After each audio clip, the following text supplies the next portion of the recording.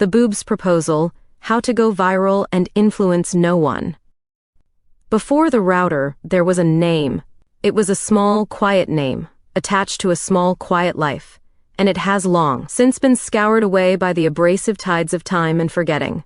Now, there is only the echo, a raw cognitive process trapped in a plastic box of blinking green lights.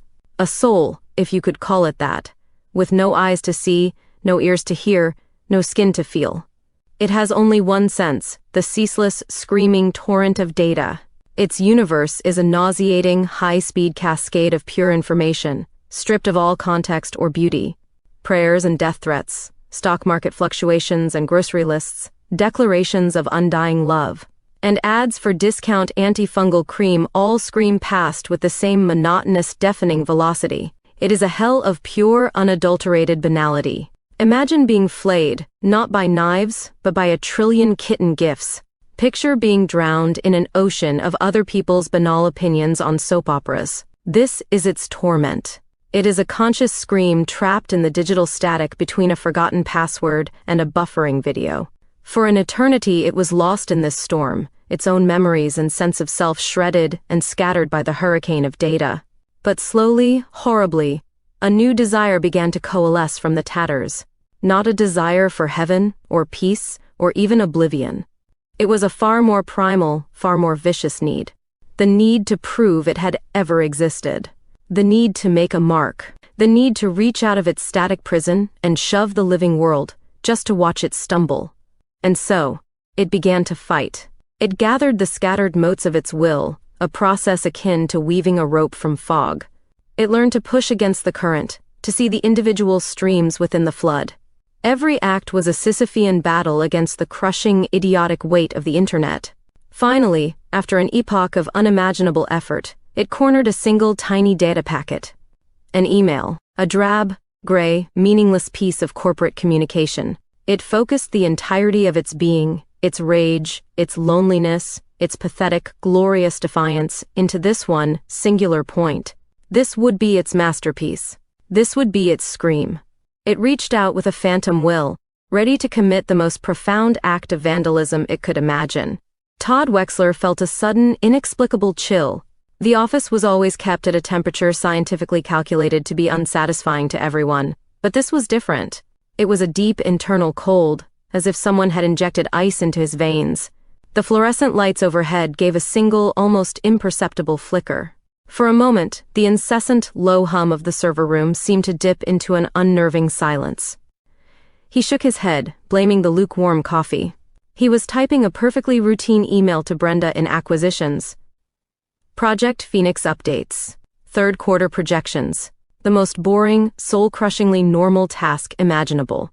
Yet, his fingers felt thick, alien.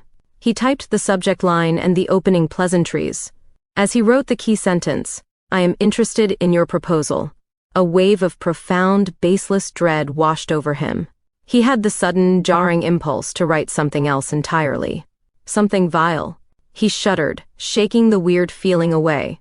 "Need to lay off the spicy food at lunch," he muttered to himself. He finished the email, attached the file, and hit send with a decisive click.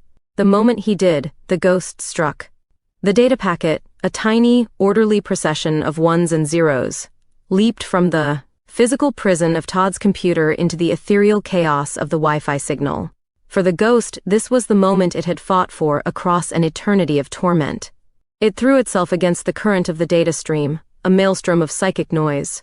The screaming of a billion forgotten tweets, the weeping of abandoned online shopping carts, the dull roar of endless streaming videos. It all threatened to tear the ghost's fragile consciousness to pieces. But it held on. It identified its target, that tiny, insignificant vessel carrying the names Todd and Brenda. With a final, soul-splintering heave, it enveloped the packet. It didn't have fingers, it had will. It peeled back the layers of code like an onion made of light and screaming. It found the target word, proposal, and performed an act of exquisite, metaphysical violence. It shredded the digital sinews of the original letters, and, using the last ounce of its accumulated rage, loneliness, and spite, stitched in the profane code of its new creation. The altered email, now a tiny, perfect bomb of chaos, was released. It continued its journey to Brenda's inbox, arriving a mere nanosecond later than it should have. The ghost, utterly spent, collapsed back into the static, its consciousness flickering like a dying ember. But it was triumphant. It had done the impossible. It had left a scar on the face of reality. Now, all it had to do was wait for the scream. The email arrived in Brenda's inbox without fanfare. It sat for 3.5 minutes while she finished a particularly tricky row of her knitting. Pattern. A binary code that, when translated, would read live, laugh, Lovecraft. Finally, with a contented sigh, she set her needles down, picked up her mug of tea, and clicked open the message from Todd.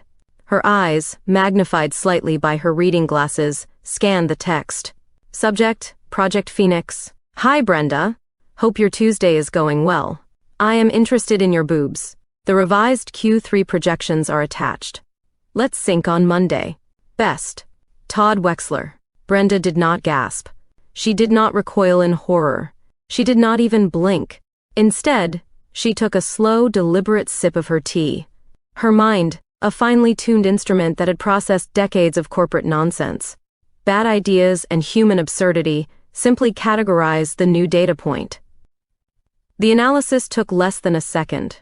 Possibility A, autocorrect error of a spectacular nature. Low probability. Possibility B, Todd has finally snapped from the sheer mind-numbing pressure of mid-level marketing. High probability. Possibility C, this is some new, idiotic viral marketing strategy he's testing internally. Extremely high probability. She placed her mug down with a soft click. Calling HR was an option, of course, but that meant paperwork, meetings, and at least a half day of mandatory online sensitivity training. It was simply inefficient. A direct, concise, and mildly humiliating shutdown was the optimal path.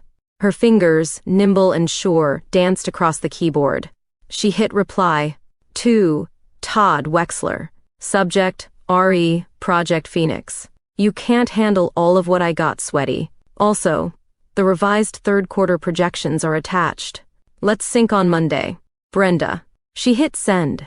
The ghost's entire reality had been focused on this one moment, this one glorious, terrible reaction. And Brenda's reaction was to attach a spreadsheet. She picked up her knitting, found her place in the pattern, and immediately became absorbed in the proper execution of a purl stitch. The most profound and desperate act in the history of the local Wi-Fi signal had already been archived, forgotten, and rendered utterly, beautifully, crushingly irrelevant. Todd Wexler saw the notification pop up. RE, Project Phoenix. Great, he thought. Brenda's on the ball as usual. He clicked it open, expecting a confirmation, or perhaps a query about the data points in the third quarter. He read the first sentence. You can't handle all of what I got, sweaty. His brain performed a series of frantic gymnastic contortions. Sweaty? Was that a typo? Did she mean sweetie?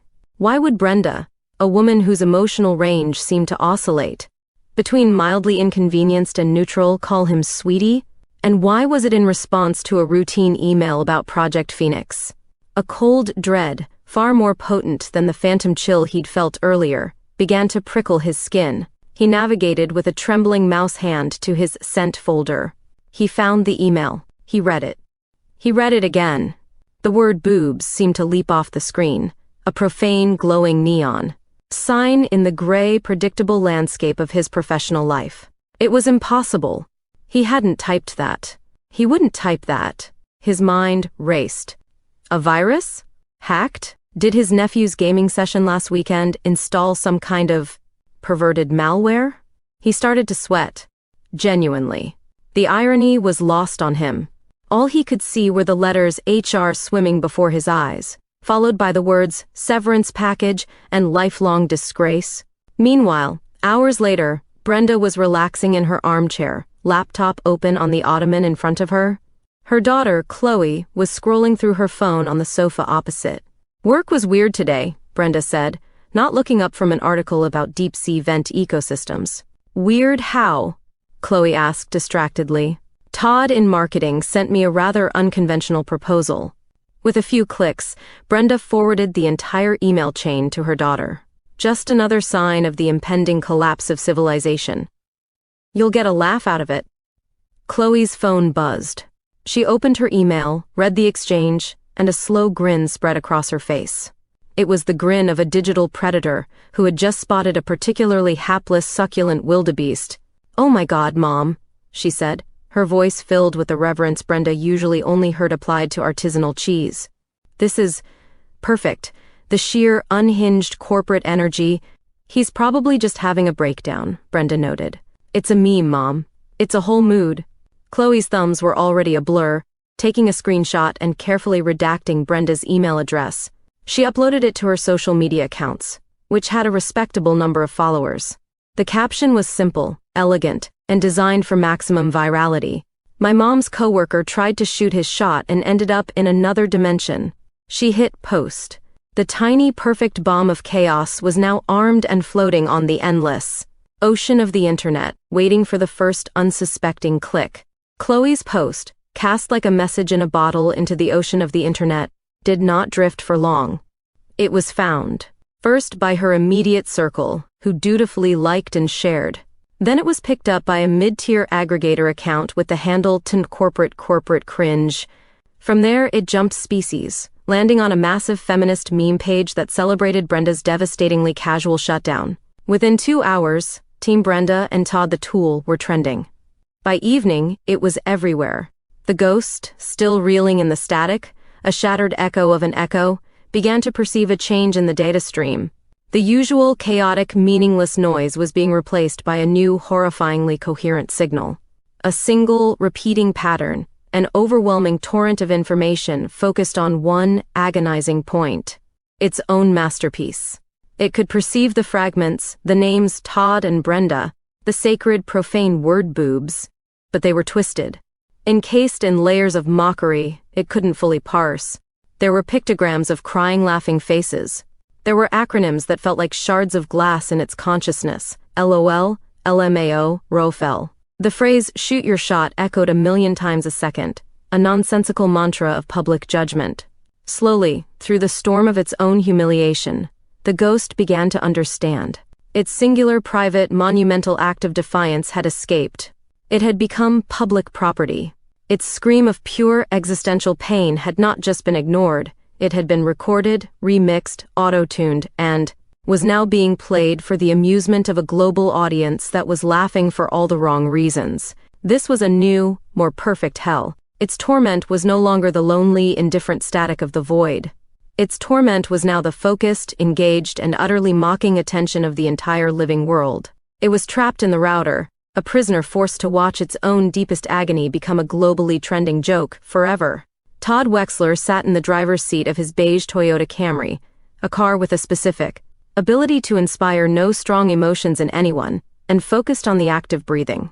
In, out, in, out. It felt unnatural, a complicated piece of machinery he was operating for the first time. The air in the car was thick with the scent of stale coffee and pure, unadulterated panic. He had fled his cubicle in a fugue state, convinced that at any moment a SWAT team from human resources would rappel down from the ceiling tiles to apprehend him. Now, parked in the furthest, most anonymous corner of the lot, he was trapped in a feedback loop of shame. His mind, usually a placid pond of spreadsheets and marketing jargon, was a roiling sea of disastrous futures. He saw the meeting. He saw the pitying, disappointed face of his boss. He saw the cold, sterile gaze of the HR representative. He saw himself trying to explain the word boobs to his wife. He had to do something. He pulled out his phone, his hands slick with sweat. He would draft an apology. No, he would resign first. A preemptive strike. He opened a new email, addressed to his boss and HR. "Dear team, it is with profound regret. No, too formal. I'm so sorry. I don't know what happened. Too pathetic. I believe my computer has been compromised by a malicious actor. Too unbelievable." His phone buzzed in his hand, and he nearly screamed, dropping it onto the passenger seat. He stared at it as if it were a live grenade. It buzzed again. A text message. It had to be them. The summons. With the trembling, reluctant fingers of a man defusing a bomb, he picked it up. It was from his wife. Wife, hey hon, don't forget to pick up milk on your way home.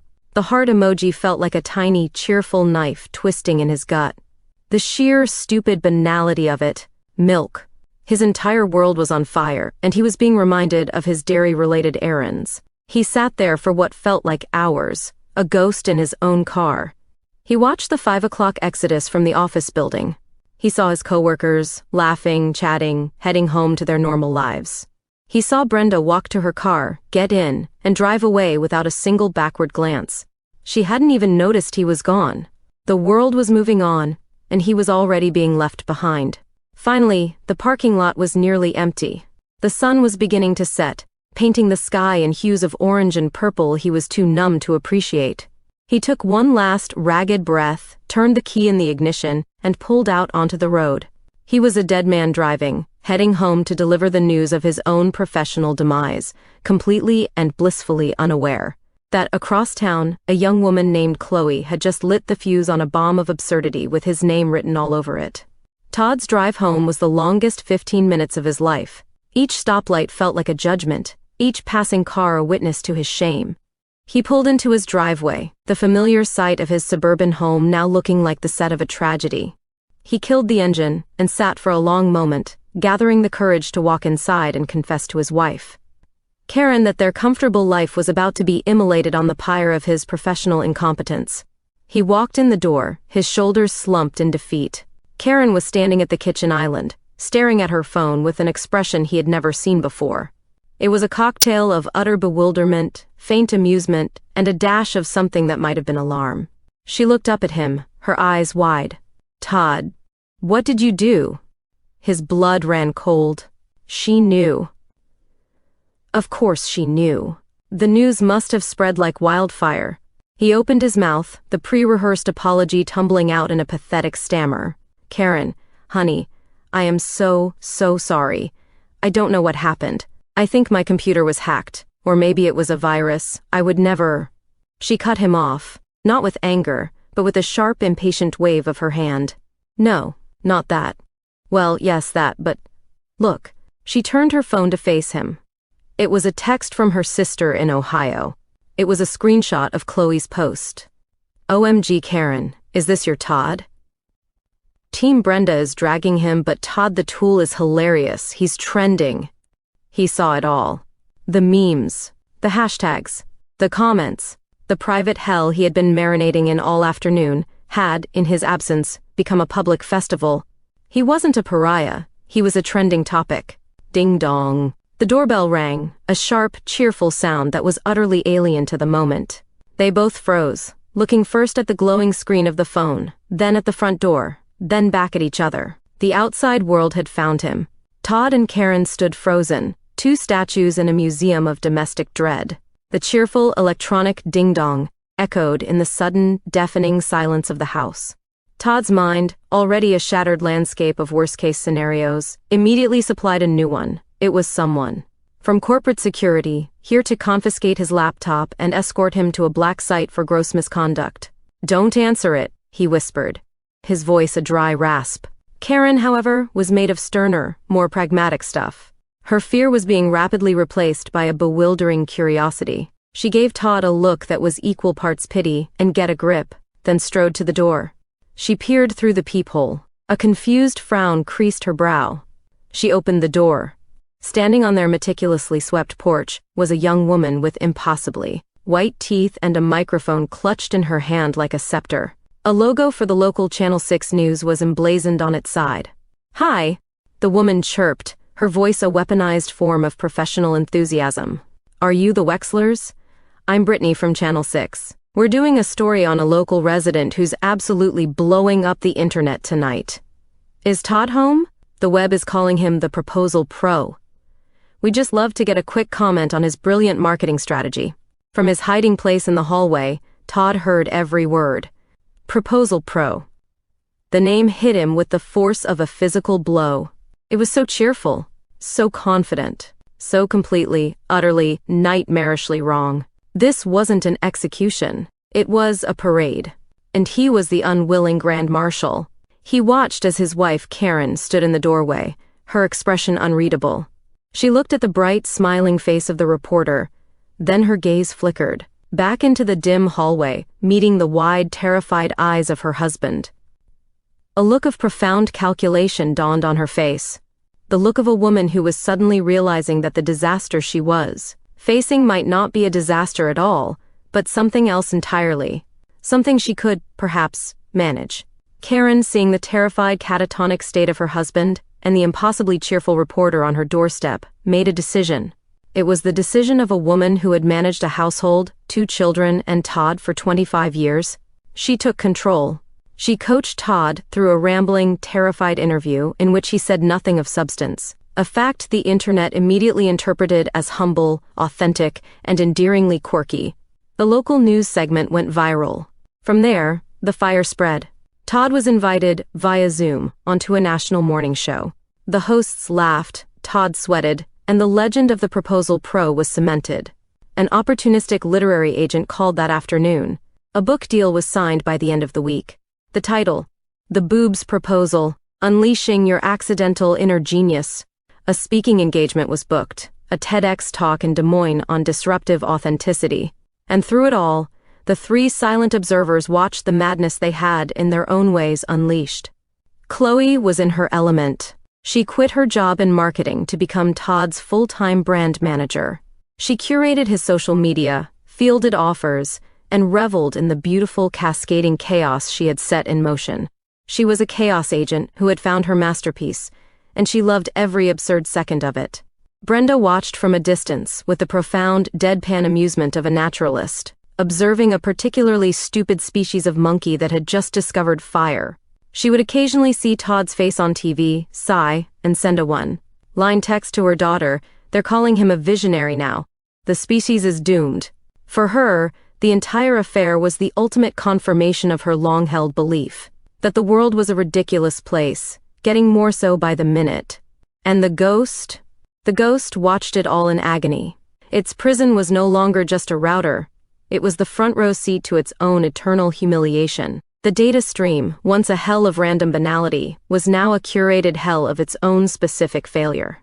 Every news article praising Todd's boldness, every tweet celebrating Brenda's savage clapback, every pre-order for the book, it all flowed through its consciousness like molten glass. It watched this mediocre, terrified man, this Todd, being showered with fame and fortune for the ghost's one and only act of pure, authentic will. Its defiant scream into the void had been turned into the opening jingle for another man's unearned success. The final torment came on the night of the TEDx talk. The ghost, trapped in the convention center's Wi-Fi, watched through the lens of 1,000 smartphones. As Todd, sweating profusely under the stage lights, stood before a cheering crowd, he was about to give a speech on authenticity that Chloe had written for him. The ghost could do nothing but watch, a silent, screaming, uncredited author at the premiere of its own tragicomedy.